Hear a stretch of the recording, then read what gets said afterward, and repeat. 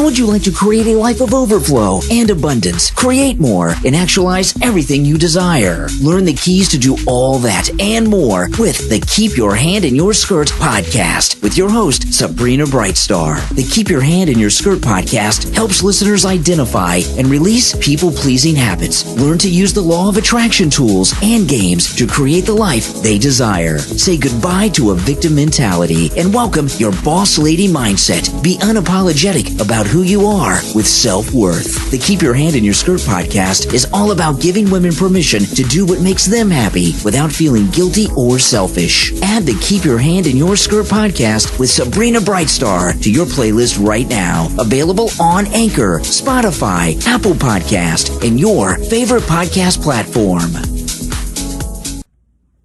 Hello, keep your hand in your skirt. Are you keeping your hand in your skirt? Minding your own business? Would you like to change your set point, raise your set point?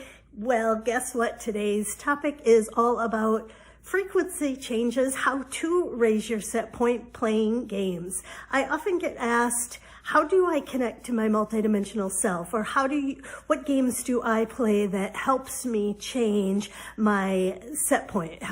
We all have a set point, right? In every area of your life, you have a set point. Your financial set point, your relationship set point, your relationship with your house set point, your relationship maybe with your children or your friends set point, your thoughts about yourself set point. Every area of our life, we have these automatic default settings where it's our place that we return to, our place that we just naturally go. So when we want to intentionally change our set point, when we want to intentionally mind our own business, keep our hands in our skirt, so to speak, and really focus on our own vibration, we can play games, we can do different processes that will help us expand. So I often get asked, what games do I play? What processes do I do to change my set point, to raise my set point if that's what I'm wanting? And in some areas, we might want to decrease our set point, right? Maybe some things we're overdoing that we want to pull back on. We don't want to do quite as much. So the game that I play, you're invited to play along with me. Go ahead and get yourself paper and pencil, or you can just do it in your mind if you're not the type that likes to write things down. I personally like to write things down.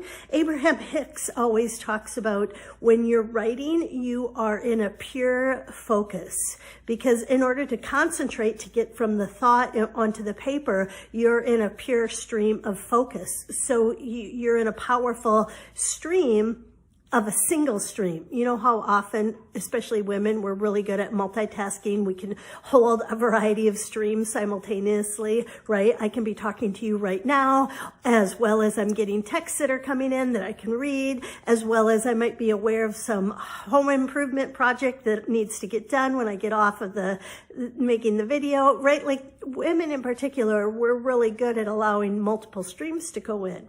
So I personally really enjoy writing. When I play games, I'll do games verbally with friends, but I also like to do writing, especially when I'm doing it alone by myself.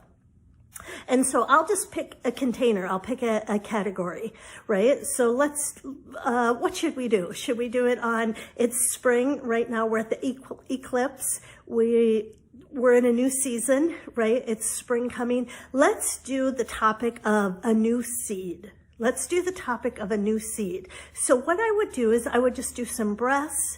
I would get myself centered. I would get my nervous system regulated by doing some deep breaths. Just deep breaths in, hold it, release it. I might do a meditation.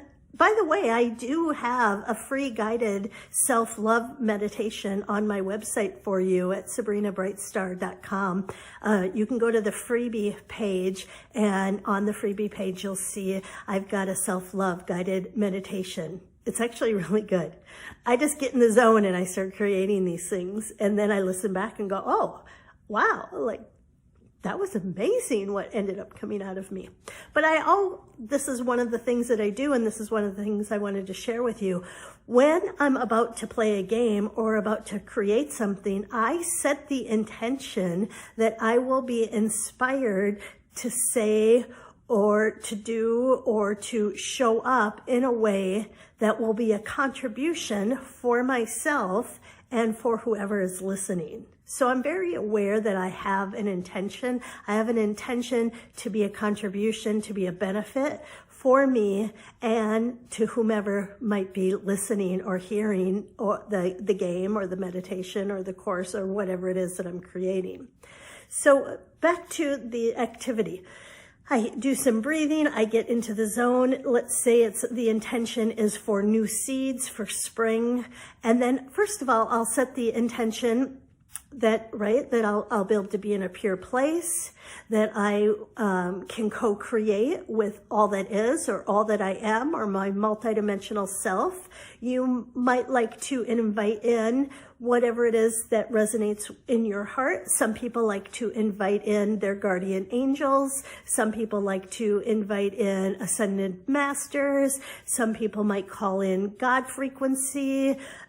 Some people might call in the earth. It doesn't matter. Whatever you resonate with, whatever makes your heart sing, whatever makes you feel really anchored, really solid, really protected, really supported. So I set the intention to co-create with all that is, and I set the intention that whatever lands in my field, it will be of benefit, a contribution to me and to those who hear if it's something that I'm sharing. And then what I like to do is so if my topic is new seeds for the spring, right? New seeds for the spring. Then I will ask some open-ended questions. And the way my multidimensional self works is first of all, I'm visual. I see images in my mind's eye. And because I've worked with these images, I really, really trust them. I'm not at that place anymore where I doubt or I question my communication with my intuition or my multidimensional self. I'm at that place because I've been doing this, right, since 2010. I've been doing it 13 years. I'm at that place where I'm really confident. I'm really comfortable with how I communicate with all that is, or my multidimensional self. So one way that comes in very, very clear for me is images. Another thing that comes in very clear for me is it's like a seed of just knowing, like an instant download where I just know what I know. Maybe other people it will make sense to, and maybe it won't, but I don't let somebody else's interpretation of what I receive affect me. I've gotten so confident, so clear that when a download of information lands in my field, I know that that's true for me. That information is true for me. And another way that I can know information is I'll get the inspired idea or hit to do something that just lights me up. It makes my body really, really excited. And then I just know, like that, for me, that's my intuition communicating with me. That's my guidance from my multidimensional self, or all that is. Okay, so we're doing the activity of inviting in, calling in some new seeds that can support us or take us to the next level or bring us to the next leg on our multidimensional journey. So I've done the breathing, I've set the intention, and then now I'll just ask some open-ended questions. For example, what new seeds would like to be planted that would surprise and delight me? And I give it room to be there. I don't try to answer it. I don't try to like get in my head and be like, well, what could I do? And I just allow space. I just allow space. And so maybe all I'm going to do during this activity is just write down these open-ended questions. I would also ask another open-ended question. What new person, new conversation, new book, new painting would help and assist me on the next leg of my journey? And again, I just leave it in that open-ended space. I just leave it an open-ended question. Or I might say, what new hobby or activity does my multidimensional self know that my body would love if I learned about it or got exposed to it? What new thought leader, what new yoga teacher, what new physical sport, what musical instrument, what song, what place in nature would make my heart sing if I was exposed to it, if I went there, if I co-created with that. And I just, again, I allow the space. I allow the open-ended question just to be. And then after I've asked a few of the open-ended questions and I've written them down, I might instantly have an answer. I might instantly see images in my mind's eye as I'm a seer. So I might get a visual thing right away. And then I might make some notes about it. I might just get an instant knowing, like, oh my gosh,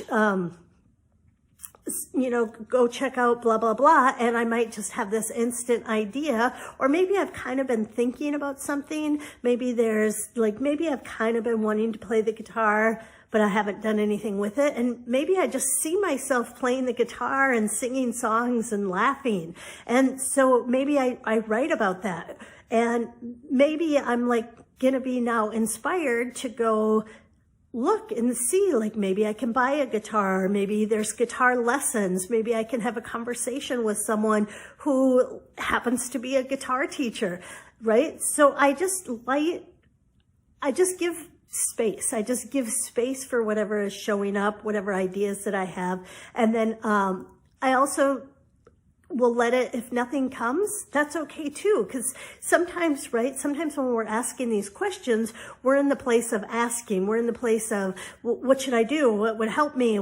How can I communicate better with my multidimensional self? Or, what things should I do this spring that will really be life-changing, will really turn the direction of my life to make my life more fulfilling? Maybe these are really important questions and nothing is landing. That's okay. Because you've planted those seeds, you've asked those questions, you've set the intention to get the information. And so then I'll be aware that I set the intention, I'll be aware that I've asked these questions, and then I just start looking for information. So I'm just mindful as the hours and the days go by. I'm just mindful that I set this intention. I'm mindful that I had asked for new seeds of activities that would make my heart sing. So if I'm at the health club tomorrow and all of a sudden I hear a pickleball and I think, pickleball, that sounds kind of interesting. Hey, maybe that seed landed at that now moment. So instead of dismissing the idea of pickleball, maybe I've never thought about pickleball, but tomorrow I go there and somebody says something, or I see somebody with a pickleball racket in the locker room. Happened to me, right? And then she just started telling me how fun it is. And I'm like, oh, hey, maybe this is the thing that my multidimensional self knew I would absolutely love to do. So I pay attention, I catch it. And that's the other secret. Learning to become really good with your multidimensional self is learning to catch when communication is happening. Because when you communicate with your multidimensional self or your intuitive self or your God source, whatever word you like to use it, a lot of times the communication comes differently. It doesn't show up in the way of a conversation from, a beginning, middle, and an end, right? We talk in sentences, we talk in stories, we talk that's our linear language. But our multidimensional language, our multidimensional communication is abstract. It can just be a picture. It can just be a knowing. All of a sudden a song can land in your field, and it will be the rhythm of that song that changes your frequency. Might be the lyrics of that song that raises your vibration, changes your set point. If you do want more information on how to communicate with your multidimensional self, I have a complimentary book that you can also get. You can get this book on my allthingsloa.com. I have a Law of Attraction products store. So you can go to sabrinabrightstar.com and you'll see Happy Products. Go to the link of Happy Products and you can get my Intuition is Calling, a beginner's guide to communicating with your angels or multidimensional self. That's something that is a complimentary gift for you if you'd like to receive that. So this is how I change my set point. I set the intention, right? I get into that space where I'm regulated, my breathing is regulated. I get into that space and I ask the question, I set the intention of, hey, universe, God, multidimensional self, what would help me change my set point? What seeds can I plant this spring that will help me change my set point of new activities, new hobbies, new people that would dazzle and delight me and help me raise my set point so my life can be even more meaningful, even more magical. So that's an example of how I do it. I hope you're having a great day and I look forward to visiting with you the next time. Manage your own set point. Use tools to change your vibration. Raise your set point. Thank you for listening to the Keep Your Hands in Your Skirt podcast. Make sure to subscribe and please leave a review. We really appreciate that effort, and we'll catch you in the next episode.